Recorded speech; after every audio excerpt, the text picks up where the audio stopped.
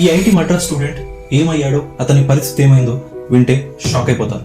ఈ స్టూడెంట్ పేరు సాకేత్ శ్రీనివాసయ్య, కర్ణాటక అబ్బాయి, వయస్సు 22 సంవత్సరాలు. ఈ అబ్బాయి 2025లో ఐఐటి మద్రాస్ నుంచి కెమికల్ ఇంజనీరింగ్ బీటెక్ గ్రాడ్యుయేట్. చాలా మంది ఇండియన్ స్టూడెంట్స్ కి అమెరికన్ డ్రీమ్ ఉన్నట్టే ఇతనికి కూడా అమెరికాలో మాస్టర్స్ చేయాలన్న డ్రీమ్ ఉండేది.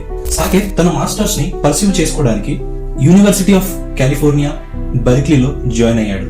ఏమైందో తెలియదు కానీ ఫిబ్రవరి 9న ఈ పిల్లాడు మిస్సింగ్ అనే వార్త బయటికి వచ్చింది. సాకేత్ యొక్క పేరెంట్స్ లిటరల్లీ ఏం చేయాలో తెలియక సతమతం అయిపోయారు.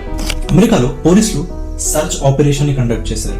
సాకేత్ యొక్క ఫ్రెండ్స్ ని ఇన్వెస్టిగేట్ చేయగా తెలిసింది ఏంటంటే సాకేత్ మిస్ కాక 2 రోజుల ముందు చాలా డిప్రెస్డ్ స్టేట్ ఆఫ్ మైండ్ లో ఉన్నాడని సాకేత్ యొక్క ఫ్రెండ్స్ చెప్పారు. పోలీసుల ఇన్వెస్టిగేషన్ లో తేలింది ఏంటంటే సాకేత్ చివరిగా 1700 బ్లాక్ ఆఫ్ డ్వైట్ వేలో కనిపించాడని, అతని ల్యాప్టాప్ అండ్ పాస్పోర్ట్ బర్క్లీలోని లేక్ అన్జా దగ్గర దొరికినట్టు పోలీసులు చెప్పారు.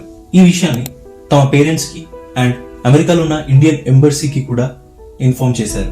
బాధపరిచే విషయం ఏంటంటే ఒక 1 వీక్ మొత్తం సర్చ్ ఆపరేషన్స్ జరిపిన సాకేత్ ఆచూకీ తెలియలేదు. అండ్ ఫైనలీ ఫిబ్రవరి 14th రోజు ఒక 6 feet 170 pound ఇండియన్ బాడీని లేక్ ఆన్జా నుండి డైవర్స్ బయటికి తీయడం జరిగింది. అండ్ ఆ డెడ్ బాడీ సాకేత్.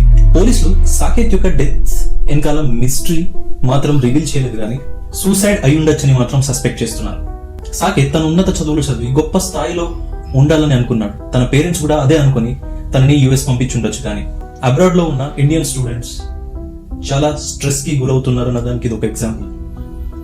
జాబ్ వల్లనే టెన్షన్ కావచ్చు, లేకపోతే అక్కడ ఉన్న పరిస్థితుల వల్ల టెన్షన్ కావచ్చు, లేకపోతే ఒంటరిగా ఉండడం వల్ల, ఐసోలేషన్ లో ఉండడం వల్ల వాళ్ళు ఫిజికల్ అండ్ మెంటల్ స్ట్రెస్ కి గురవుతుండొచ్చు.